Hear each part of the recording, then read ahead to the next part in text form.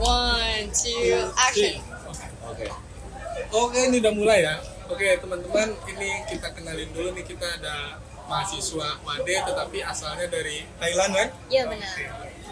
Oke, kenalin dulu lah. Oke, baik. Assalamualaikum warahmatullahi wabarakatuh. Waalaikumsalam warahmatullahi wabarakatuh. Halo semuanya, perkenalkan saya Nurul Huda Abishad. Saya dari Thailand. Biasanya dipanggil Biasanya dipanggil Huda atau Nurul. Nurul atau Huda. Iya benar. Berarti nama yang belakang itu jarang Abishad. buat panggilan Nama belakang itu nama family, kayak nama family gitu. marga. Iya. So, udah, gimana kehidupan di Indonesia?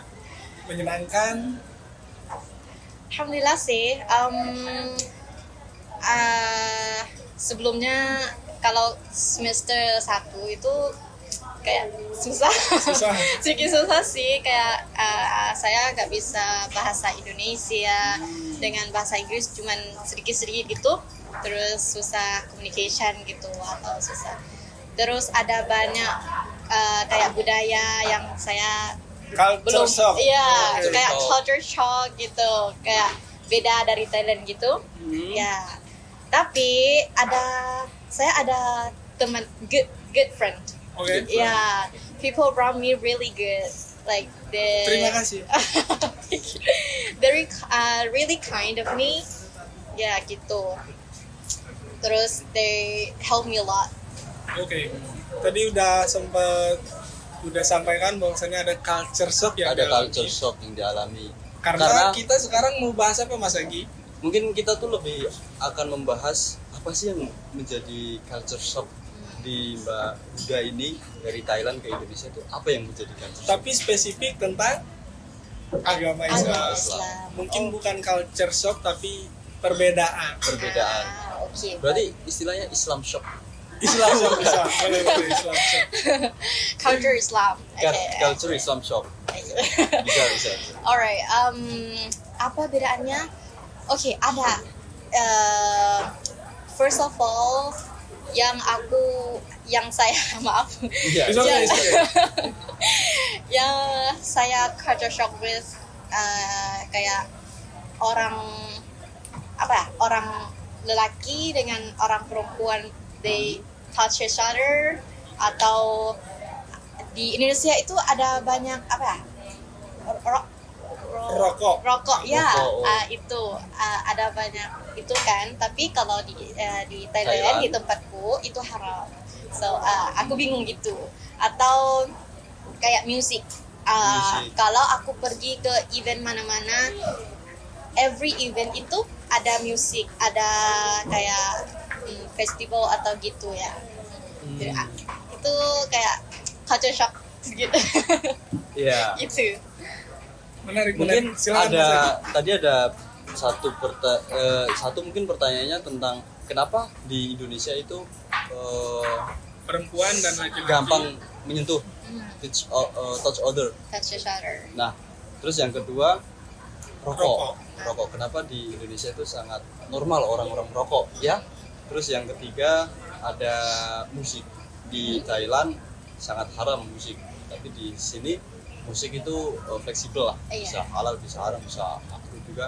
Mungkin aku pribadi mungkin kita jawab ini ya, gantian aja ya. Boleh. Santai aja, santai. Oh iya. Iya, Aku jawab yang terakhir aja ya, Oke. yang musik.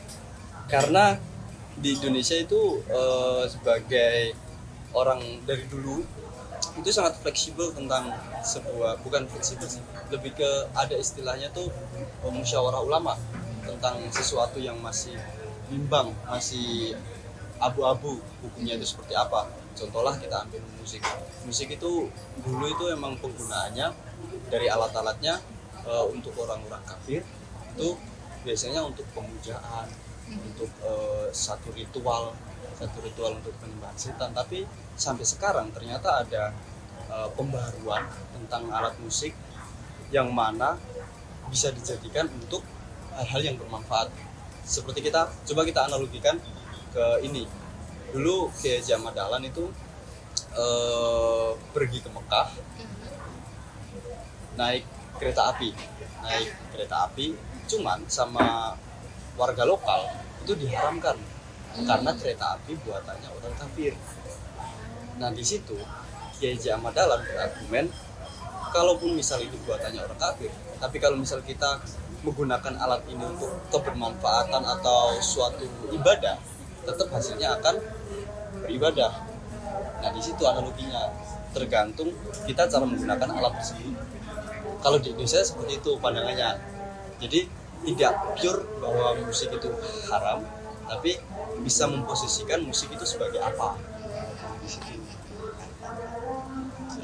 Menarik ya. Jadi teman-teman, sebelum lanjut, jadi di sini kita mungkin bicara tentang konsep sedikit. Jadi di sini kita menghadirkan Huda dari Thailand dan juga Mas Agi yang asli Indonesia ya. Asli Indonesia. Spesifiknya dari pulau mana, Mas? Jawa. Kudus ya.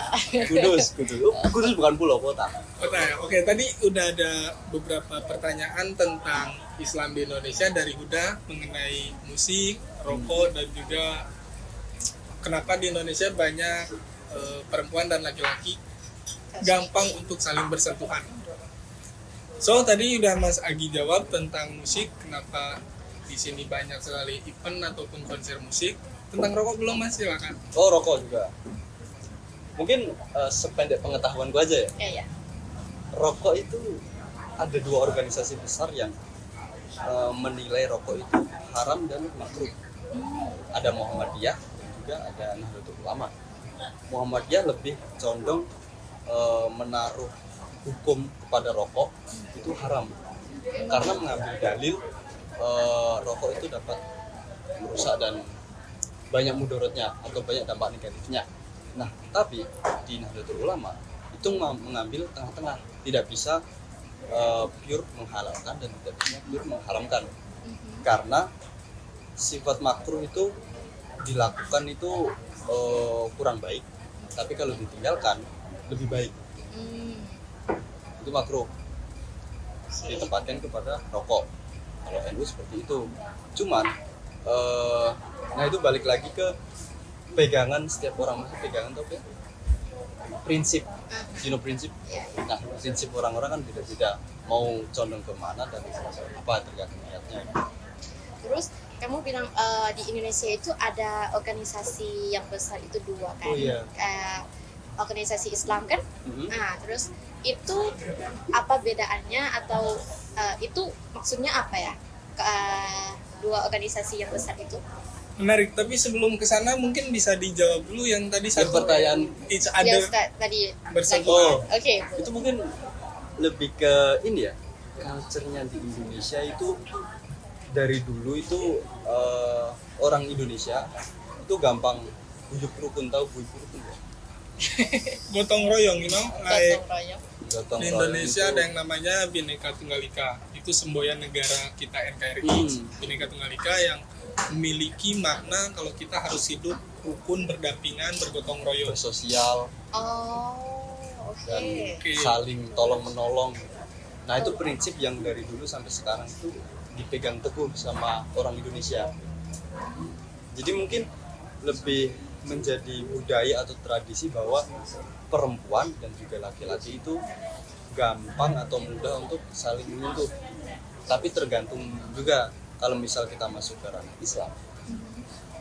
Mungkin sependek pengetahuanku juga, itu ada beberapa ulama yang membolehkan asal niatnya apa. Maksudnya kita it's okay bersentuhan dengan lawan jenis, tergantung dengan niat dan apa yang ada di dalam pikiran kita gitu. Kalau misal tidak mengandung syahwat, tahu syahwat, maksudnya kayak mengundang nafsu, itu it's okay. Tapi kalau misal dikhawatirkan kan kita bersentuhan dengan lawan jenis itu kan bisa mengundang nafsu. Nah itu ada beberapa ulama yang pure tidak boleh. Itu. Oke, aku mengerti maksud pertanyaanmu, tapi sebenarnya kalau bicara jujur, tidak hanya timbul dari budaya atau semboyan Bhinneka Tunggal Ika tadi yang hidup bergotong royong, tetapi memang tidak dapat dipungkiri bahwasannya kenapa di Indonesia kamu melihat bahwasannya antara perempuan dan laki-laki itu bisa berdampingan mungkin di Thailand sana, di lingkunganmu di sana itu di luar batas normal atau di luar batas wajar. Nah, sebetulnya itu karena di Indonesia ini kita sangat mudah mengadopsi budaya dari barat.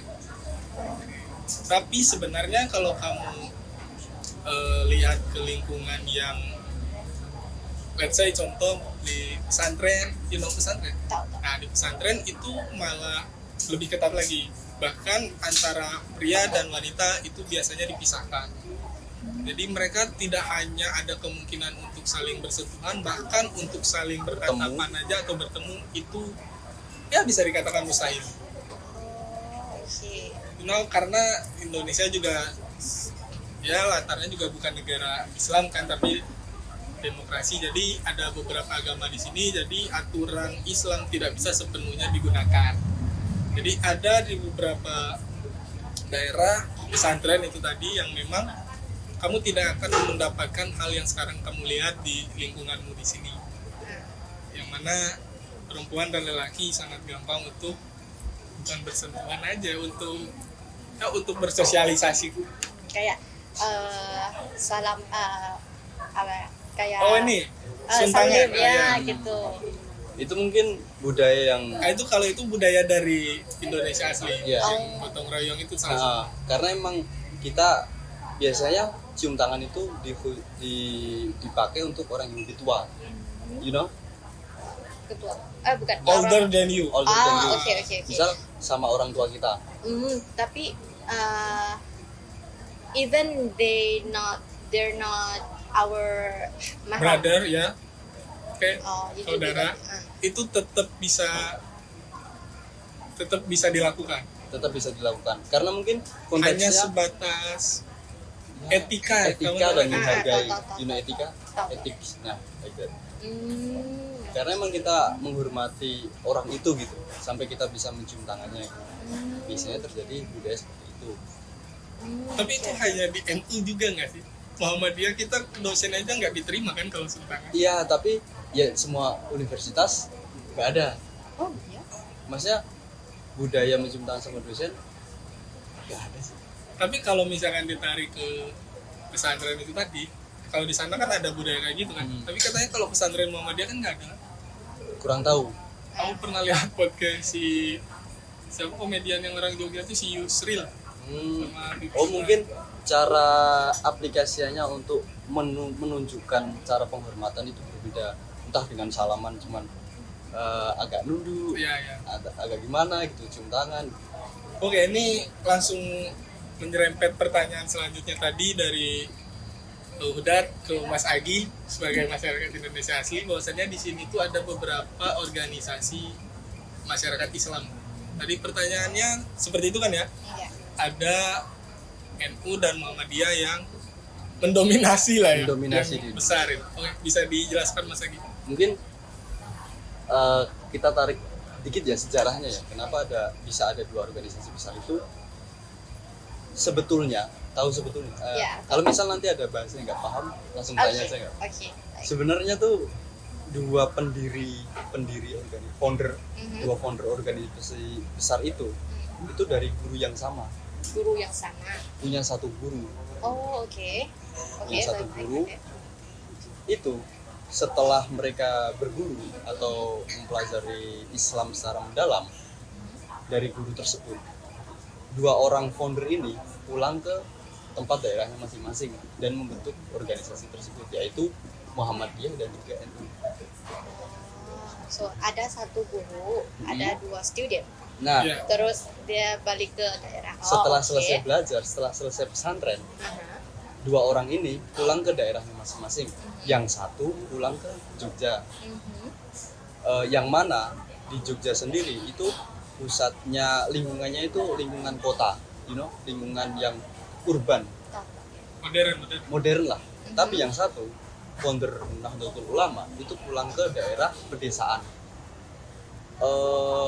Di mana ya? Marketing Islam, marketing dakwahnya mereka berdua otomatis berbeda. Oke. Terus satu di Jogja kan, balik ke Iya. Jogja. Satu lagi balik ke mana? Ke Jawa Timur, Jawa Timur. pedesaan. Nah, di situ marketing dakwahnya, cara mereka berdakwah kepada orang sekitar itu pasti berbeda.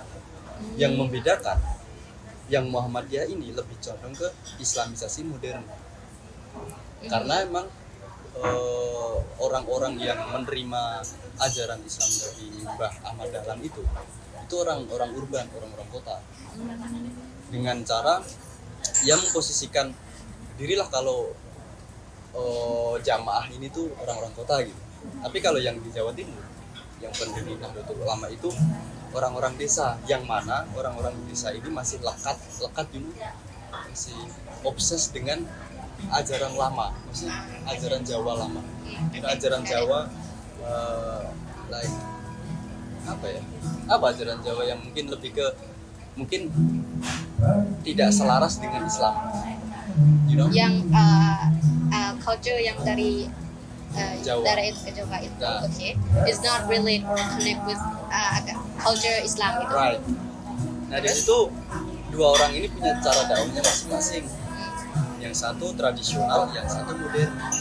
Okay, got it. Perbedaannya seperti itu. Jadi lebih ke apa ya?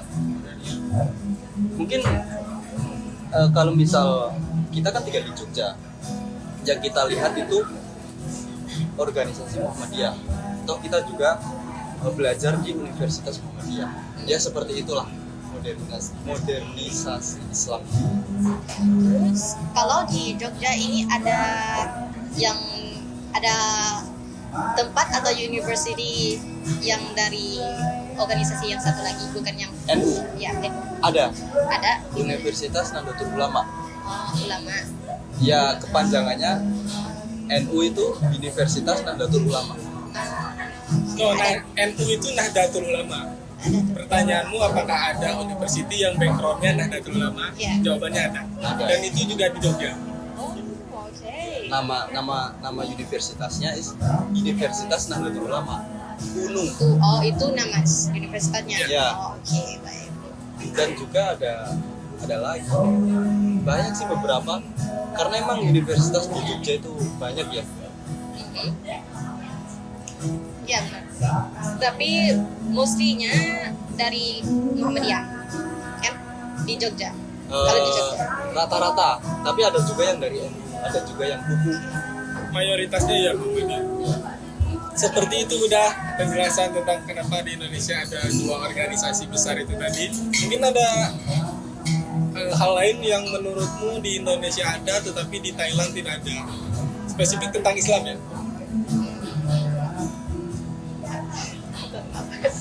Oh ya, mungkin Seperti kalau kamu tahu di Indonesia di sini itu ada yang namanya Wali Songo. Pernah dengar? Oh iya itu. Aku pernah mendengar Wali Songo itu di Indonesia, specifically di Jawa kan? betul, ya. Ya di Jawa itu ada Wali Songo. Terus itu maksudnya apa? Terus itu siapa sih? Itu siapa? Terus maksudnya apa? Dari mana gitu? Silakan Mas Agi, Wali Songo. jadi apa sih yang disebut Wali Songo itu ya? Kalau kita tahu Wali Songo itu ada dua bahasa yang digabungkan. Kalau misal kita pahami dulu ya kata Wali Songo sendiri. Wali itu seorang tokoh lah. You know tokoh? Kok tahu? Nah, tokoh Songo itu berarti 9. Oh iya, itu bahasa Jawa ya? Bahasa Jawa. Oh. Wali Songo. Songo, oke. Ya, itu bahasa Jawa. Wali yang berjumlah 9. Dahulu di zaman dulu itu ada 9 orang utusan dari Timur Tengah yang disuruh untuk menyebarkan agama Islam di tanah Jawa. Oke. Itu zaman kerajaan lah, zaman kingdom masih berdiri, masih menguasai Pulau Jawa gitu. Karena di situ dinilai Pulau Jawa itu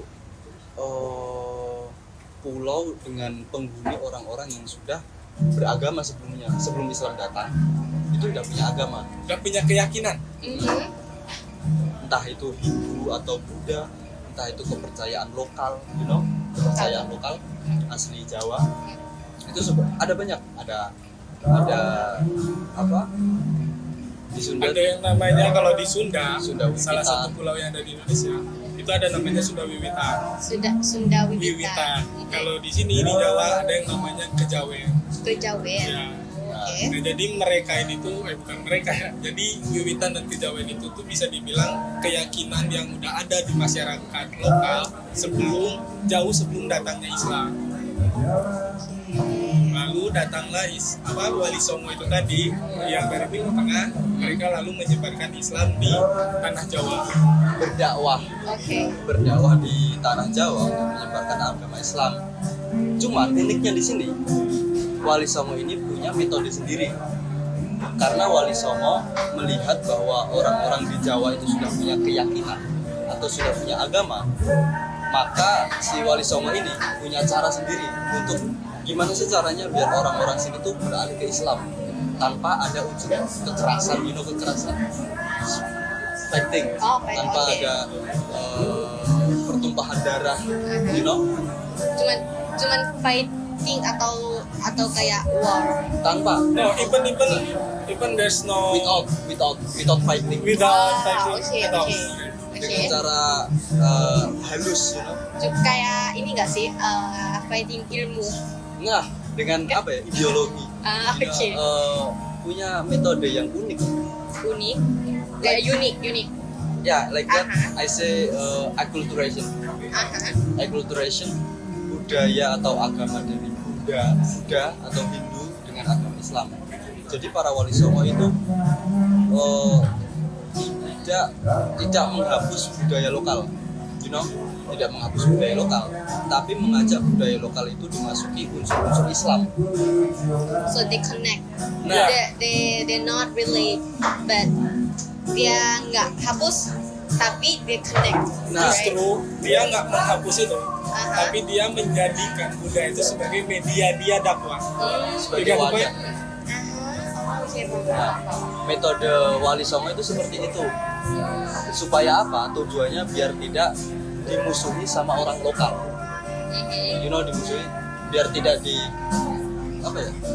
Tidak dijauhi, tidak di enemy. Jauh.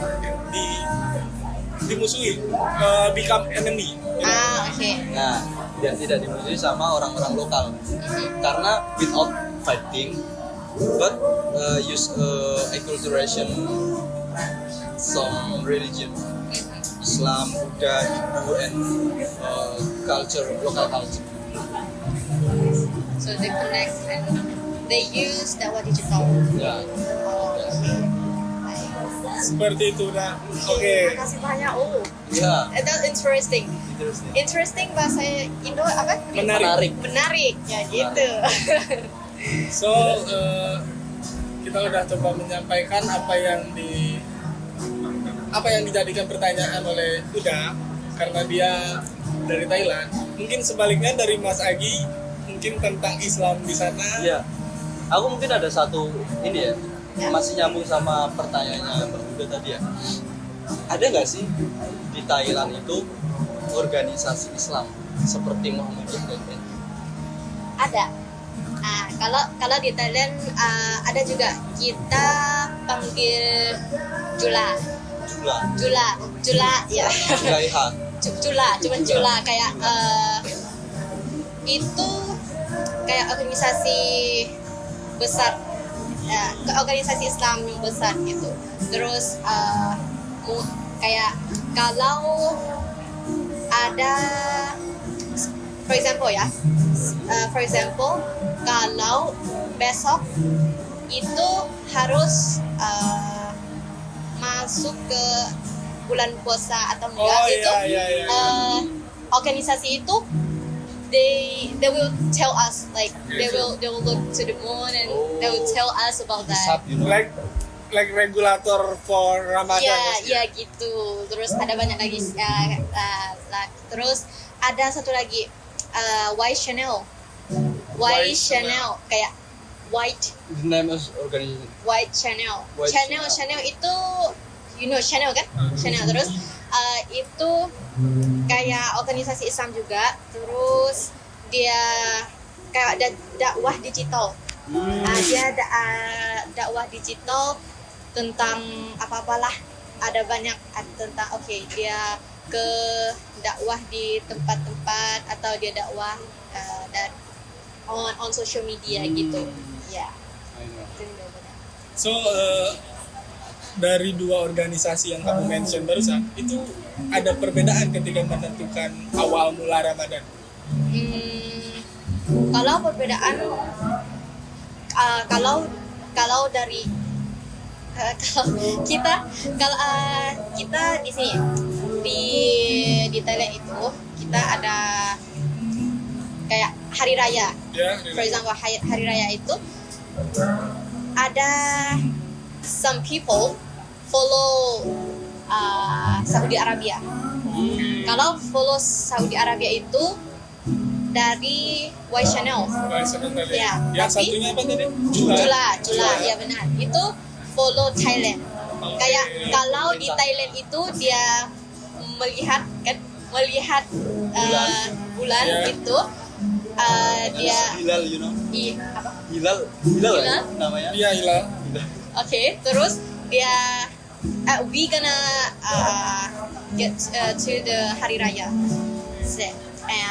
but Y Channel itu they will follow Arab, Saudi Arabia. So there's Different kayak kita ada different hari raya gitu, beda tanggal gitu. let's say sorry, apa tadi namanya?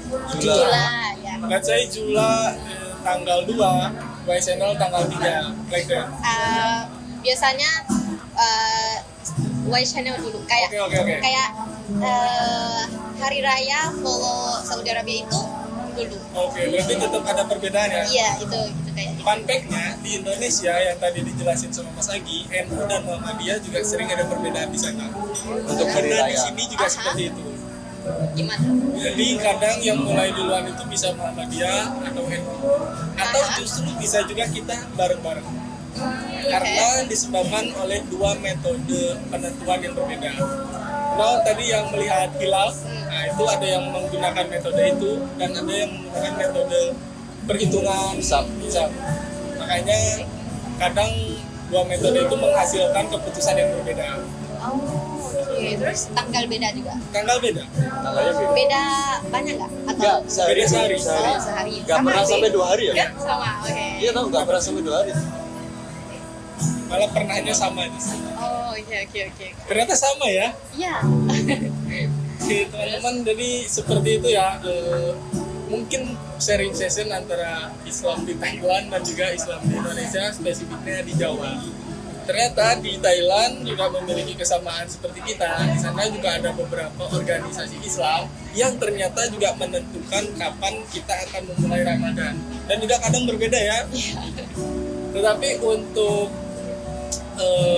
Wali Songo ternyata itu memang hanya ada di Indonesia, bahkan hanya ada di Pulau Jawa ya Mas Agi. Kita belum tahu kalau di Thailand itu mungkin ada toko Toko kayak Wali Songo kan? kayak Kayak orang yang Berdakwah gitu pertama kali lah. Mungkin ada atau mungkin kita nggak tahu ya. Ada sih, tapi mungkin beda dengan sini. Tapi kalau di Thailand kayak kalau di sini panggil Wali Songo kan. Tapi kalau di Thailand itu kita ada madhab yang besar itu 4 kan sama Oh, di sini. iya. Terus ada Syafi'i, Bali, Maliki, oke ya gitu. Terus kita ada lagi kayak Sunni, Sunnah, Ikhwan gitu. Ada banyak sih. Kalau nggak salah ada 7 atau sampai 9. banyak Iya benar. macam-macam. Iya. Kayak ada bedaan. For example ya, some madhab they kayak tuh gitu kayak Oh ya, kayak they struggle banget gitu. Oke. They struggle banget gitu. Terus some madhab itu they not really struggle gitu. Not like itu juga bisa, ini juga bisa. banyak ya. Ya gitu. Ada banyak sih. Menarik sebenarnya teman-teman pembahasan kita kali ini. Cuman sayangnya ada keterbatasan waktu yang tersedia. Jadi mungkin sampai di sini dulu. Nanti bisa jadi ada episode 2 dari Kalau rame part 2. konsep ini. Jadi intinya ternyata antara Islam di Thailand dengan Islam di Indonesia itu memiliki beberapa kesamaan dan juga memiliki beberapa perbedaan, tetapi perbedaan di sini tuh hanya sebatas dari penamaannya saja ya. Seperti tadi contohnya di Indonesia ada organisasi Islam yang namanya NU dan Muhammadiyah, ternyata di Thailand juga ada, tetapi namanya aja yang berbeda. Menarik sekali teman-teman. Oke, terima kasih Mbak Uda atas sharing session dan juga Mas Aki tentunya yang sudah menyampaikan kepada kita semua bahwasanya memang Islam itu sangat beragam, Islam itu sangat luas, Islam itu tidak hanya ada di Indonesia teman-teman, Islam juga ada di Thailand. Dan menarik untuk kita lanjutkan di episode 2. Sampai ketemu lagi di episode 2 teman-teman. Oke. Boleh. Assalamualaikum. Assalamualaikum. Assalamualaikum. Swadika. สวัสดีค่ะ